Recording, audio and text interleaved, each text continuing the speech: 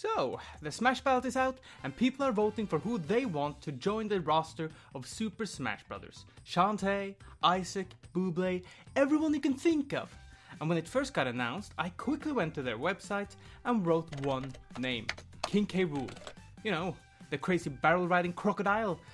But then I thought to myself, just who is this character? What is his background before the Donkey Kong Country franchise? What journey did he undergo through the Kong's adventure to reclaim their banana horde? And finally, what motivates him? I did some research and what I found was absolutely astounding. King K Rool's story is about a great unrivaled king who falls into madness. Don't believe me? Well then, listen to what I have to say. Before we go into the mind of the character, we need to understand everything that happens to him. The past may be in the past, but it's still the past that does mold you into who you are today.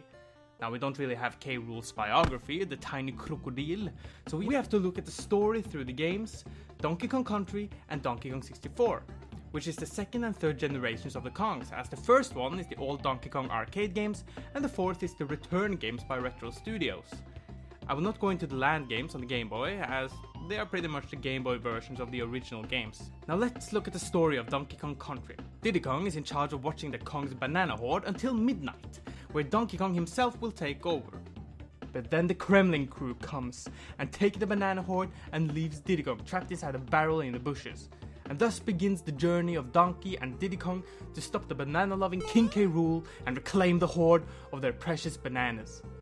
And there we have it! King K Rool is after Kong's fabled banana horde because they're worth a mint. Congratulations! We have everything we need to know!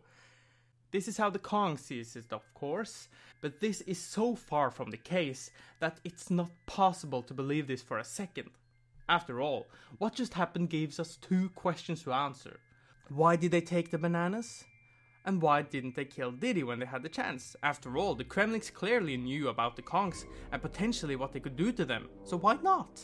Well, according to the writer of Donkey Kong Country, Leigh Loveday, King K Rool stole the banana horde to either starve out the Kongs so that he himself could get inside their cozy treehouse, or that he simply loves the fruit. But we know that he dislikes them, as he clearly mentions in Donkey Kong Jungle Climbing that he hates bananas. And let's face it, a king who lives in this wants this? I don't buy it. So let's think of what happened to the banana horde in the game. They're all spread out over the many stages, but where are the majority of them? The bosses have the most bananas without a single doubt. So the Kremling crew gave most of the horde to the generals so that the Kongs would have had a more difficult time reclaiming it then? No. If my observations are correct, this is all a strategic plan made by K Rool to make sure that the Kremling crew will have more time to focus on their main objective without any interruptions from the Kong. This can be proved by looking at Donkey Kong 64's game manual, where a critter is stating that if any Kong escapes us, they'll be too busy looking for them to come and ruin your plans. They gave the banana horde to the animal life of DK Island, not only to keep the focus off of the Kremlings, but also give the reptiles more time to work on their mining operation. Evidence for this claim are the bosses themselves. Very Naughty, Master Necky and Queen Bee, all of these animals shown to have no sort of attachment to the Kremling crew whatsoever.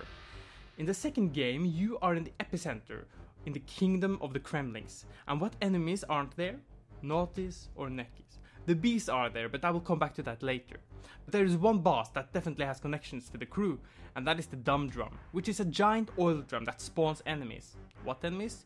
Critters, slippers, claptraps, clumps, and armies. All of these enemy types are part of the Kremling crew. And which world does this boss appear? The same world where they are mining. We do know that this is a mining facility, as most of the stages are mining oriented, and for every step that the Kong gets to this area, the king gets closer and closer to the island, and when he finally gets there, he himself tries to stop you. But why didn't he get his crew to attack you? After all, a ship of this size can't be manned alone, plus he is a king. It is because he holds honor back in this time. After all, he did not give orders to kill Diddy when the critters found him alone. So let's review how King K Rool acted during this time. He sent a huge amount of men to DK Island without going there himself, showing great superiority amongst his kind, and that the Kremlings truly are at their peak of strength, with the amount of people he sent over to simply start a mining operation, presumably to get minerals back to Crocodile Isle. He got the Kremling crew to steal the banana horde and hid a huge amount of the bananas in areas, that would give the Kremlin crew more time to work without having to think about the duo for some time.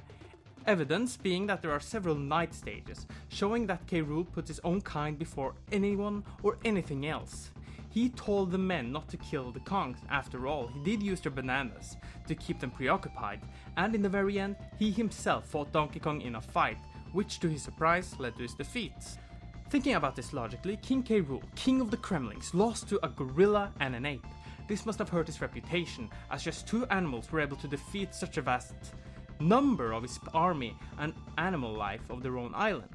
The evidence of this comes in the form of Klubba.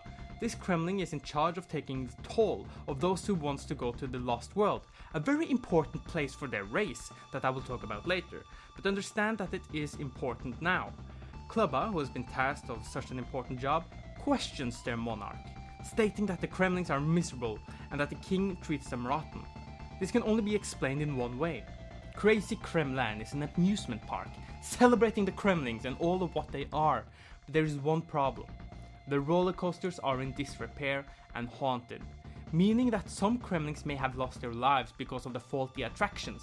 Obviously, this means that they need to repair this place, which means that they need materials. Need I say more? K Rool tried to fix this by starting the mining facility in the original game, but was stopped by Donkey Kong. So what is his plan now? Actually, not plain revenge, but to show the world, his enemies, what happens when you cross him. He needs to mend his reputation, to stay on top as it were. And this marks the second chapter of the Donkey Kong Country franchise, Diddy's Conquest, and the fall of the Kremlin King. In this game, King K Rool has taken the moniker of Captain K Rool, a pirate persona. Now many people believe that he does this because he's insane, but that's not the case. He lost a lot of credibility after the loss on Donkey Kong Island, so he decided to rebrand himself slightly into a terror of the sea. After all, real pirates back in the day wasn't like this. Look what I got. I got a jar of dirt, I got a jar of dirt, and guess what's inside it? They were dangerous and feared criminals who will not hesitate to attack you if you get in their line of sight. A perfect rebranding if you ask me. And many of the enemies are completely new, never seen in Donkey Kong Island, showing that the population and the very race of the Kremlings are not to be trifled with. So what does the king do? He kidnaps Donkey Kong and leaves a note, telling the Kongs to give him their banana heart in exchange for his life. Now this is a story all about how... But Diddy Kong and Dixie Kong decide to go on a rescue mission instead, something that must work even better for K Rool. After all, showing the world that attacking the Kremling's home head-on is impossible would look good for him, and that his enemy, who once got in his way, is imprisoned and at his mercy. And every boss you fight in this game, a member of the Kremlin crew clearly. Except one. King Zing. The bees have their own monarchy with King Zing and the boss from the first game, Queen Bee. So after the defeat of their queen in the first game, King K Rool could definitely make an alliance with the Bee King, as he may be searching for revenge on the Kongs and knowing that K Rool is the true benefactor of the queen's downfall. This is supported by that the bees are the only enemies that can be seen on the map, and that they have their own base right outside Crazy Kremland, the heart of Kremling society. Plus, we can see that the king hated Diddy, as he follows you in the stage before the very boss fight.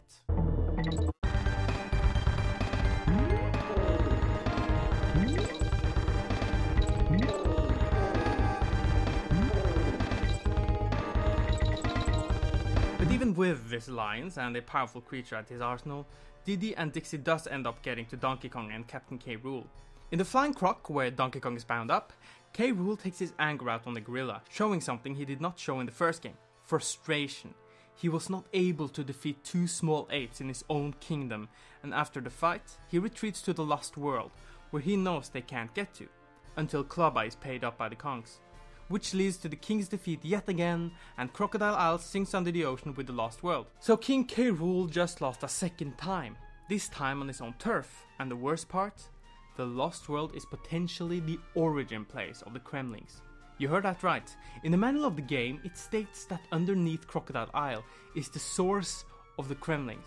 So King K Rool did not only lose the home port of all Kremlings, he lost their most valued cultural area, which in turn lost them their glory, power, and reputation. So far, even that he had to create a fake alias in the next game, making rumors that a new threat has taken control over the Kremlin crew, a machine called Chaos. Not much we can say about this game, except that he kept himself hidden, knowing that he couldn't be taken seriously after his 2 last defeats. He is not trying to reclaim his own power, but the Kremlin's reputation, conquering the northern Kremisphere so that the world can be aware of this new threat, kidnapping the Banana and Bird Queen and the Kong duo for maybe a later unveiling of the brilliant king and return of the mighty reptilian race, only to end with Dixie and Kiddy Kong's victory, leaving K Rool once again humiliated for the entire world to see and being the final crack of his sanity.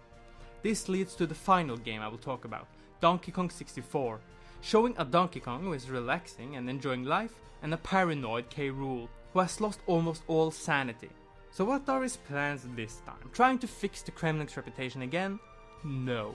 This time he wants to absolutely destroy the Kongs, and with good reason. Look at what happened to the Kremlin crew. They are a mere shadow of their former self. No longer do they have an amusement park, but they make roguish toys. Men who are incompetent, from crashing Krem Island into a rock till betraying their king, holding the operation at a standstill. Even one boss is a cardboard version of K Rool. Plus, listen to the difference in music from Diddy's Conquest, a theme that sounds proud, powerful and scary.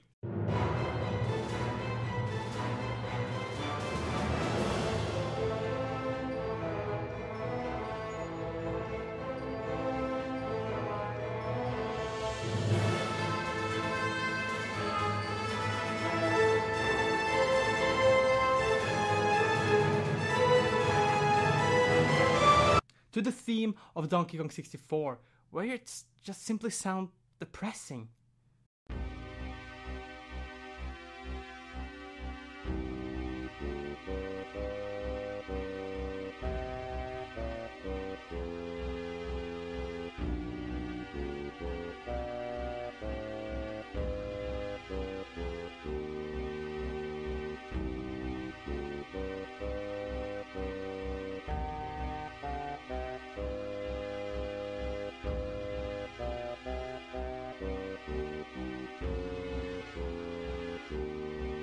Even the voice of K Rool holds not the same value as it once did.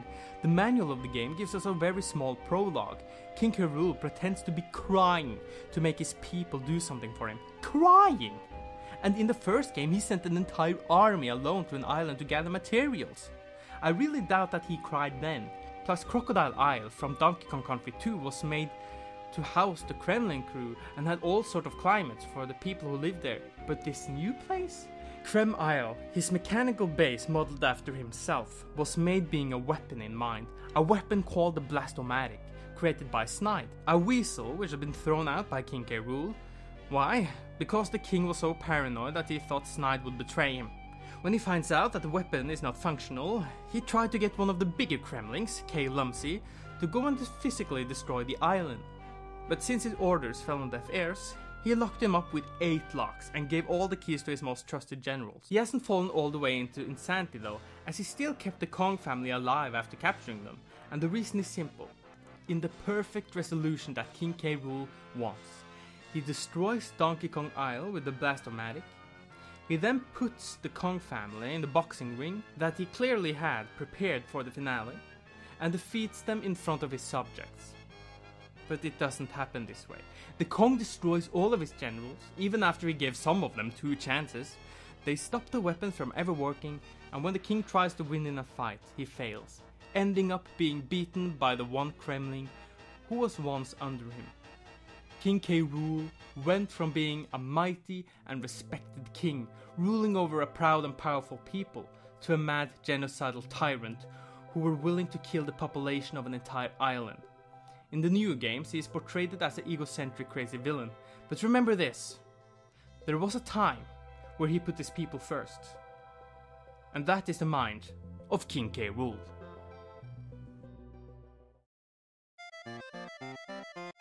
Hi there, thank you so much for watching my video. Leave a like if you enjoyed it. But even more importantly, do you think there could be some merit for my arguments? Do you agree with what was said during this video? Is there some evidence against what I've said that I've overlooked? If you have anything on your mind, please leave a comment. And if you want more videos like this, just hit that subscribe button and be a part of our kingdom. But anyway, I'm KingJ.Grim, or the King of Games, whatever you prefer, and I'll see you guys next time.